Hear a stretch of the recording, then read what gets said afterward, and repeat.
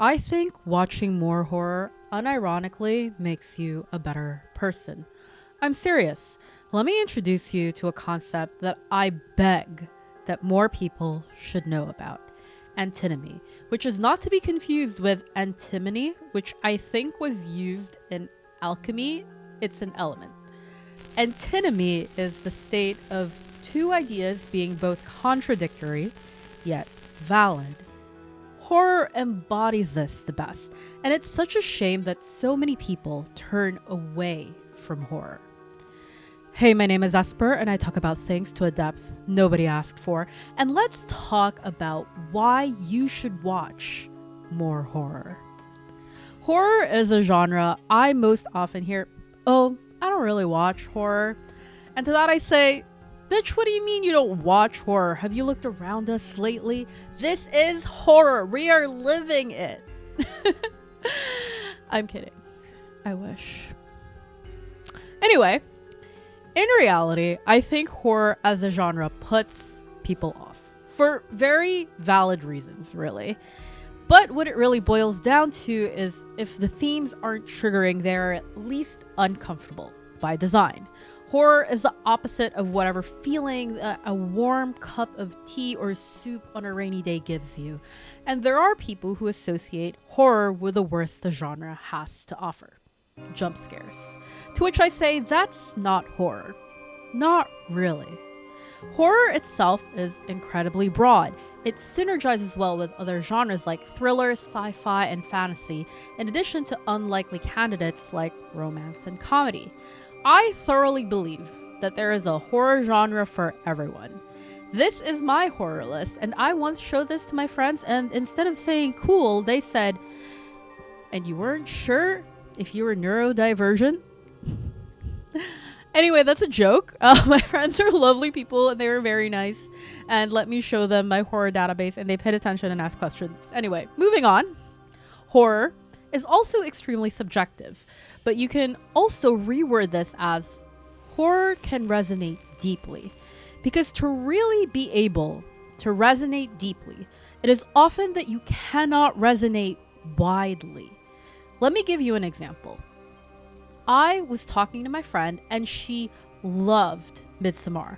I personally thought that it was mid-af as a horror film. The film is incredible in my opinion on a technical level, but Midsommar didn't instill any horror in me and it didn't resonate. But for my friend, it resonated deeply. The horror of Midsommar is loss. Loss of Dani's family, loss of Dani's friends, loss of Dani's shitty relationship, and ultimately loss of herself, and how that isolation destroyed her and ultimately makes her vulnerable to be subsumed by a cult who will give her the affection she needed, and more importantly, will give her the family that she had lost for the low price of sacrificing her shitty boyfriend to prove to them that she belongs with them. But there's another underlying horror of Midsommar. Beyond the horror of loss, it is the horror of the weaponizations of your desires against you. Undoubtedly, Midsommar's horror is the way it persuades you, which is rather ironic because of its themes. Midsommar has a cast of flawed characters. Very flawed characters. The most flawed of them all is Christian. I'm sorry? It's genuinely so easy to criticize him. He is checking out of his relationship with his grieving girlfriend. I don't really particularly remember if their relationship was falling apart before or after her sister killed her parents. And we'll remind you again that you've been wanting out of this stupid relationship for like a year now. But either way, he is not the strong pillar that she needs. A safe haven, if you want to get into attachment theory. A safe haven, if you don't know, is basically a person that will co-regulate with you and be your refuge when you are in need. Not every relationship is like this, but that is the type of relationship that Dani needed, and a safe haven, Christian, is not. But saying that Christian is not a safe haven for Dani does not encompass how unfit he is for the role of being in a relationship with someone. It's like saying the shoe is a terrible hat. The comparison shouldn't even be made because he is so unfit. Midsommar does a great job of convincing you of this. There are still people on Reddit who argue that Christian deserved what he got. Christian should not be in a relationship with anyone, yes. Probably ever. He is what I like to call too real for fiction. This is the type of thing where you write someone and people who have never experienced that type of person or scenario, and they're like, surely no one is like that. And the people who have experienced Christians just roll their eyes at you because that's all they can do. A perfect example of his shittiness is this beautifully filmed scene. Dani is trying to have a real adult conversation about his plan to leave for a month and a half without telling her. And Christian is simply trying to rebuff her thoughts and feelings because he doesn't want to say the quiet part out loud. He wants a girlfriend, but not one that he has to care for or consider their feelings, which is evil, by the way. So he does something which he knows will send a message to Dani. He withholds his affection and presence when he knows she is in a state of panic as a get out of jail free card for keeping her in the dark. Have I mentioned she is not in a state to be alone? So as I was editing this video, I realized that to really drive home the point of how shitty Christian is, we need to watch this scene together. I just want you to notice how Dani turns from having a regular, normal conversation. Sweden. I had no idea. I just decided today. I wasn't keeping it from you. You already have a ticket. Into the person who is being accused of wrongdoing. Maybe I should just go. Please, I'm not trying to attack you. It I'm not. really feels like you are. And then to the person who is now apologizing. Well then I'm sorry. It's really sinister, sorry about the motorcycle in the background, in this weird manipulative way. In another scene, he berates her for giving him flowers. When you casually gift me an impromptu bouquet of flowers, that just makes What me think, flowers? how and when am I supposed to pay that back? Because he thinks that she was using that as a tool to tell him that he is not good enough. Everything you give me is a reminder that I'm not doing enough for you in this relationship. It's like, babe, the call is coming from inside the house. And now, God, despite all this, I am about to defend Christian. I guess. Oh, wait. In addition to all of those things, by the way, he steals. So they're PhD students. He steals his friend's idea for his thesis, I've decided I'm gonna do it here on Horga. which he didn't decide until he saw his friend writing about it and was like, oh, that's a really good topic. Now I will do the same thing. That's why you look so guilty right now, because you know that what you're doing is unethical and leechy and lazy. And frankly, it's kind of sad. I don't want to say somebody is irredeemable because that's harsh. But he is not only shitty to his friends, he's shitty to his girlfriend. And the person who echoes his thoughts the most is the shittiest person in the friend group. And then you can find a chick who actually likes sex and doesn't drag you through a million hoops every day. So, anyway, I'll have to defend him now. Sorry. Spoilers are about to start. Skip to this timestamp now if you don't want to see the spoilers. Cool. Okay, so if you're here, you already know what happens to Christian at the end of Midsommar, or you don't care about getting told. So, here is the antinomy of Midsommar. None of the things I mentioned, and I do mean none of the things, make him deserving of rape and death by literally burning alive in the carcass of a bear. That was a gruesome act of violence that he did not deserve. You can hate Christian. I sure as fuck do. But I also see the evil of the actions of the cult. I think this is something that people struggle with so hard, is that realizing that both things can be true. The cult, while they seem, at least to Dani, more compassionate, They just have better hold on their tools than Christian has. They realize that for Dani, community is a weapon that can be wielded against her.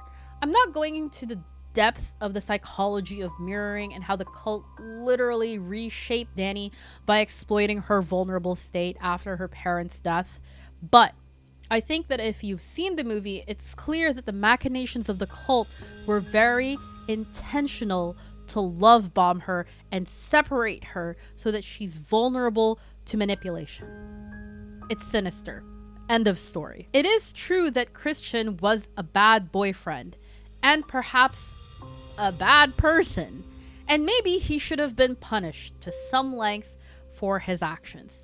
But it is equally true that he did not deserve the things that happened to him. Yes, it is satisfying for some people to see those things happen to Christian because the movie made it easy to hate him. But the cognitive dissonance of wanting to see him punished, but also feeling that this punishment is too much, can and should arguably exist. I think that realizing the antinomy of this situation, realizing that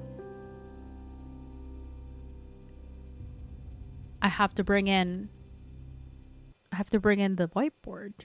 Okay, so the whiteboard is here. The important thing to realize is that while it appears to be a Christian versus Dani movie, almost, right? It isn't.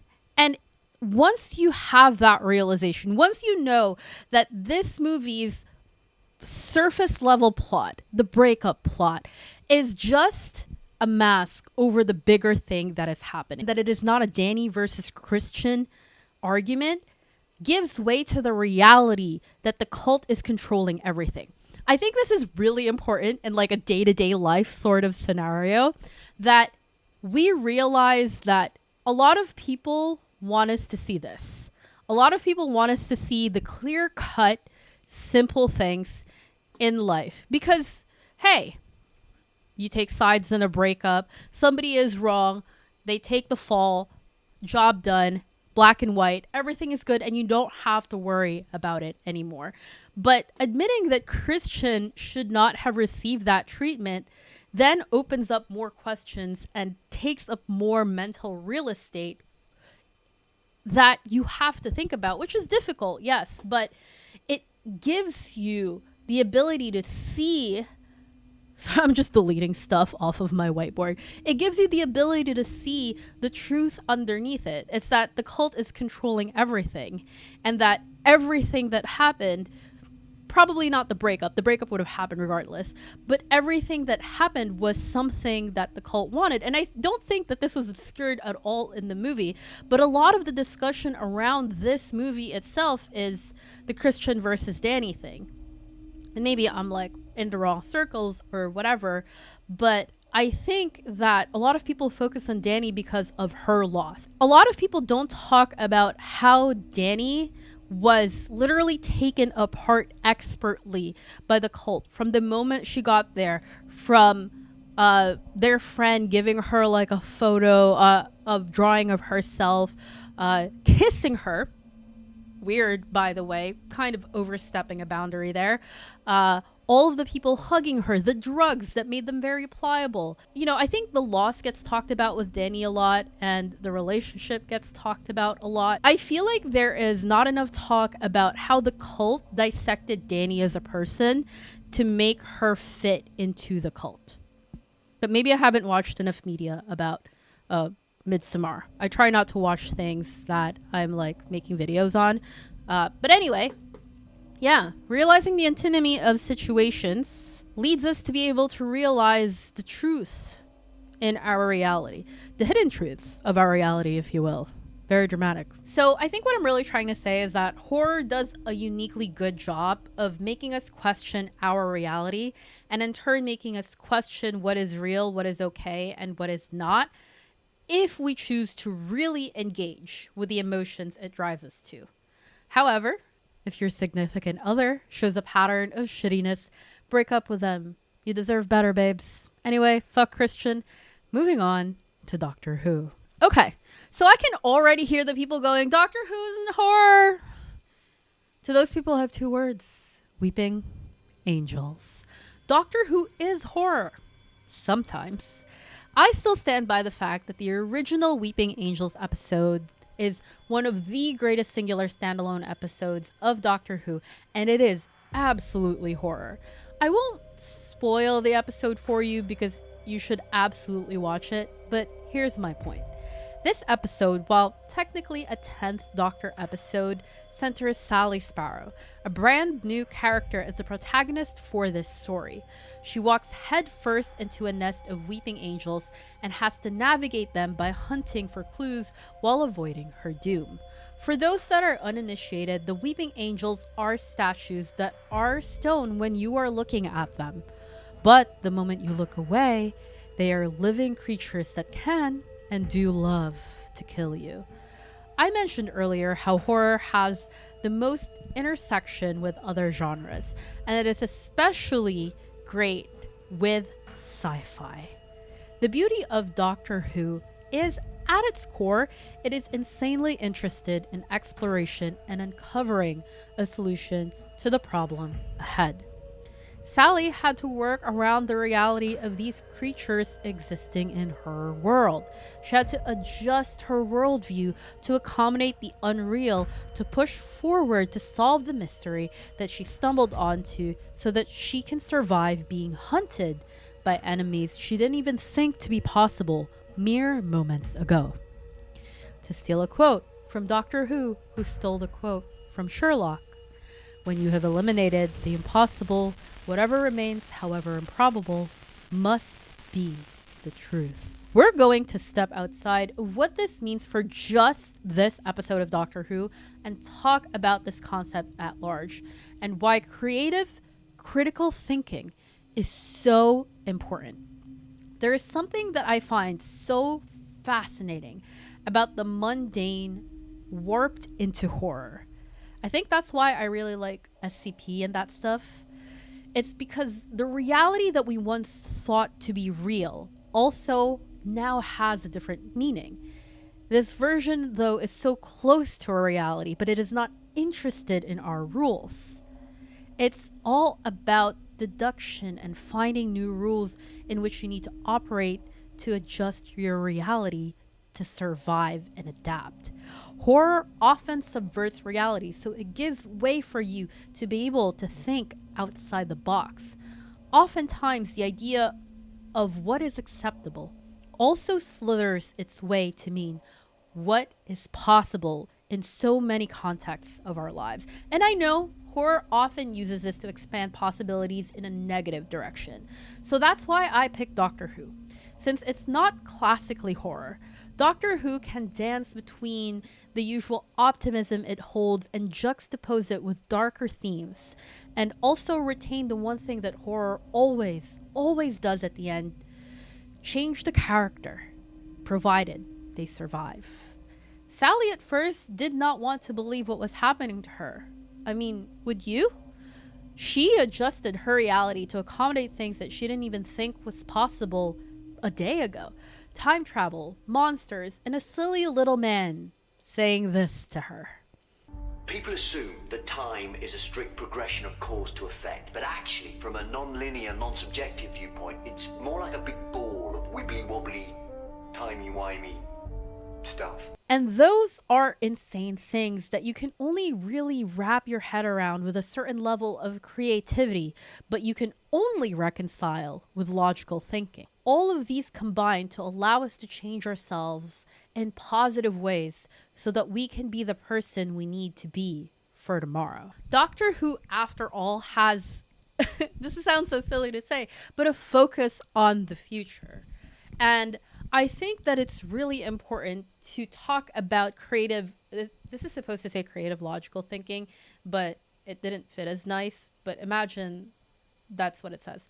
Anyway, it's so important to focus on creative logical thinking with the context of Doctor Who because of how it expands the worldview for tomorrow, for the future.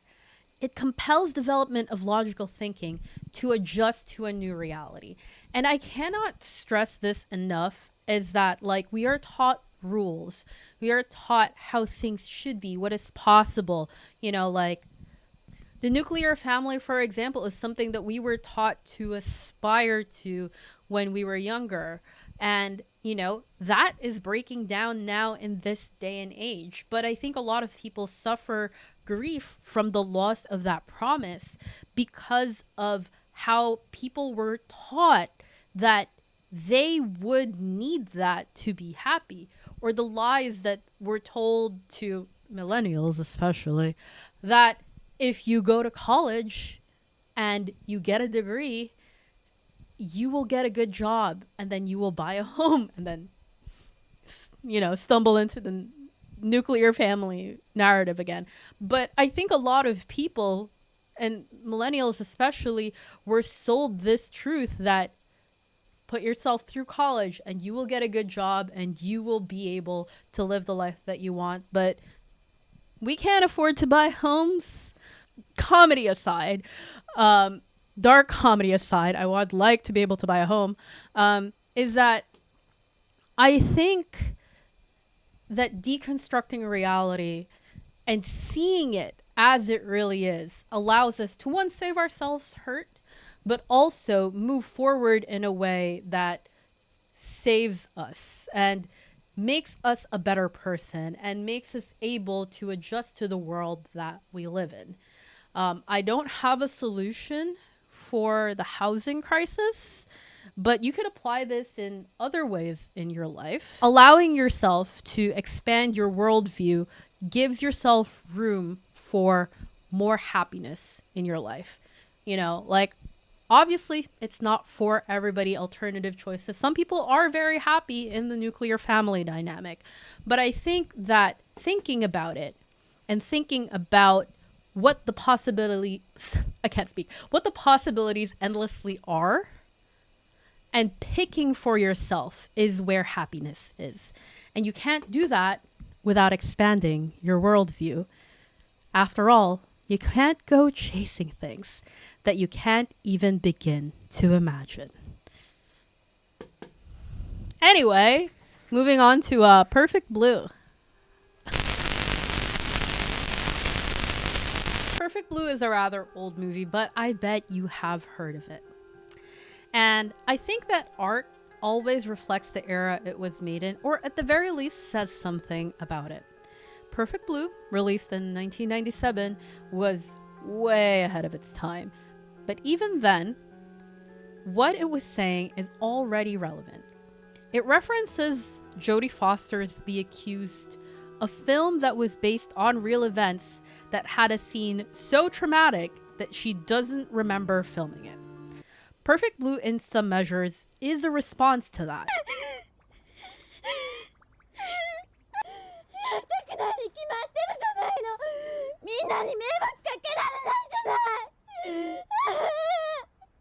That scene especially, I can't see being anything other than a direct response. Even now, in 2024, I think it is a must-watch for people who can stomach the movie itself. Be warned, it is a heavy movie. I can't recommend it to everybody. But if you haven't yet watched Perfect Blue and you are interested, doesthedogdie.com is a great resource for determining if something in the movie will trigger you.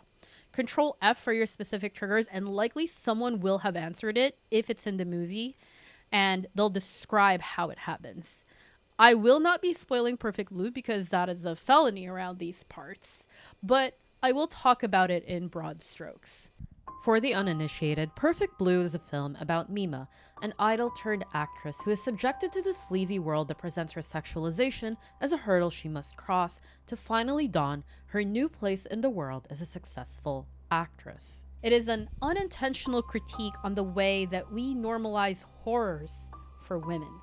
I say unintentional because Satoshi Kon has said this about his perceived commentary on the industry. This becomes very important later on. I simply wanted to show the process of a young girl maturing, becoming confused because her old set of values gets shattered, but who is reborn as a mature being as a result of that. That's what I wanted to describe. But because I had to stick with the idea of an idol, the film came to talk about that particular world. I want to digress a little bit and talk about death of the author as a concept. This is one that I really highly believe in and practice pretty much all throughout every media I consume. I don't actually read interviews or look up any of those things until I do pieces like this for YouTube, because it doesn't really interest me personally. But I just said that a quote from Satoshi Kon will be very important in this discussion. Why? Well, it shows how affected we are by the systems around us, whether we realize it or not. This just shows how important it is to expand our horizons, like we talked about in the previous section. I do genuinely believe that Satoshi Kon did not seek out to make a deep commentary on the idol and Hollywood industries when this film was being produced. But it shows that when he was paying attention and not turning a blind eye to the horrors of what that industry demands of people, then he reflected that narrative in his own work, even while not being thoroughly aware of it. And it's interesting how this movie physically affected him. He talked about it in this quote: "When I was making Perfect Blue, I thought it would be a positive film, but little by little, it became negative, darker. That exhausted me in a way." It's interesting that Satoshi Kon's discerning eye followed that trail and made what we know today as Perfect Blue when he thought it would originally be a positive movie. I think this is ultimately what horror teaches us, is that oftentimes the truth is lying in wait for us in plain sight, but we find ways to obscure our vision sometimes until it is too late.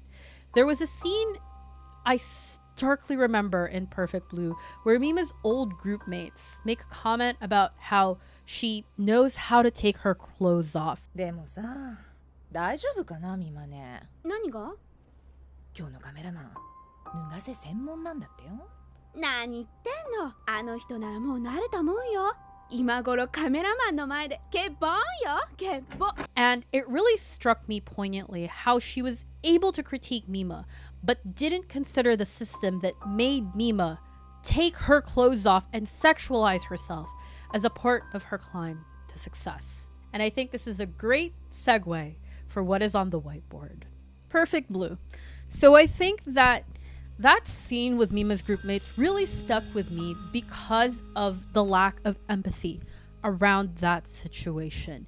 I think that a lot of people always looked at the people who were willing to do those things, the people who, say, took their clothes off, as the people who were at fault, victim blaming for participating in the systems that were put in front of them and basically said, do this or else you won't succeed.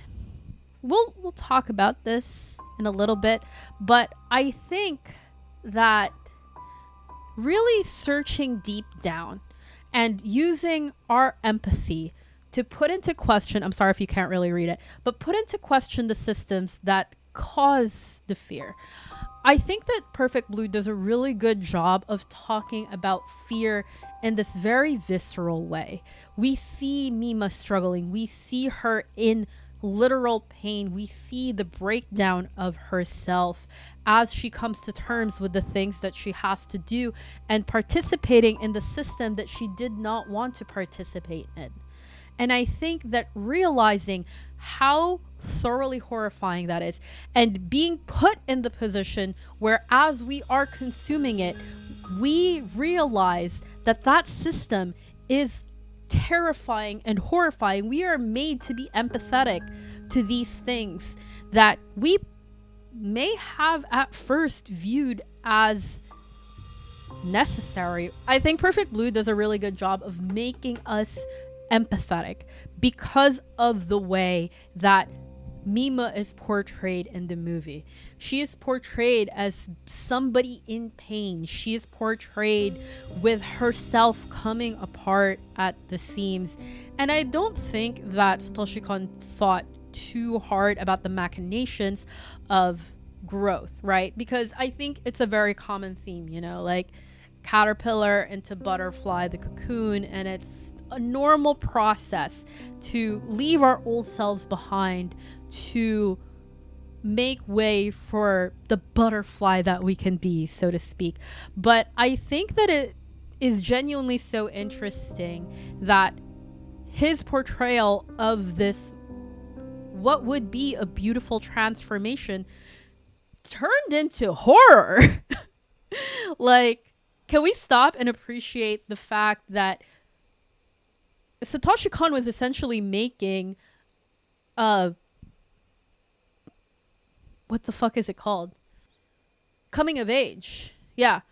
Can we appreciate the fact that Satoshi Kon was making a coming of age film, which instead turned into this horrifying thing? We see Mima putting on a brave face for the people that got her this gig so that she never seemed ungrateful or inconvenienced them. In reality, deep down, she did not want to do it. I want to move on to this part of it because fear cannot lie.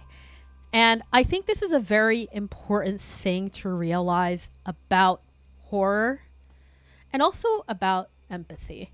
Because I think that as human beings, it is very important for us to get in touch with what we fear and what others fear, because it is a language in which we relate to each other like no other. And I thoroughly believe that.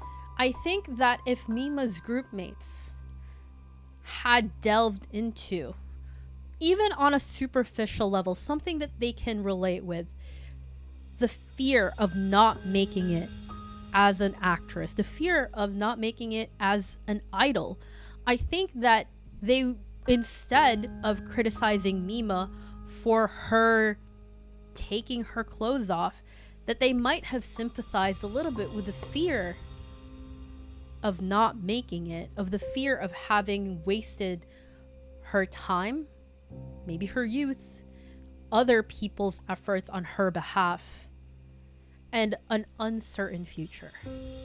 So I think that fear is a useful tool when we don't let it stop us, but rather urge us into explorations of who we are and who others are.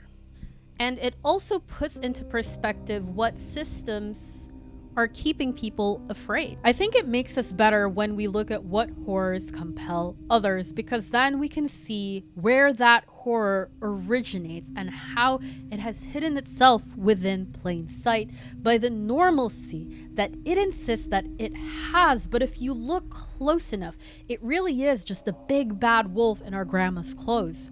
Horror asks a lot of questions. Why are kids evil in a lot of religiously themed films where women don't have the right to choose? Why was the 2000s and the 2010s littered with so much apocalyptic horror when those people grew up at the height of the fears of us ruining our planet? Why is there a rise of social anxiety horror in a post-COVID world? If you look hard enough, horror peels back the underlying symptoms to those fears. Horror is just the honesty that people are too scared to look at when said casually, but under the permission of being allowed to fear, horror gives us way to honesty. So remember, question everything, and thank you for watching. Bye.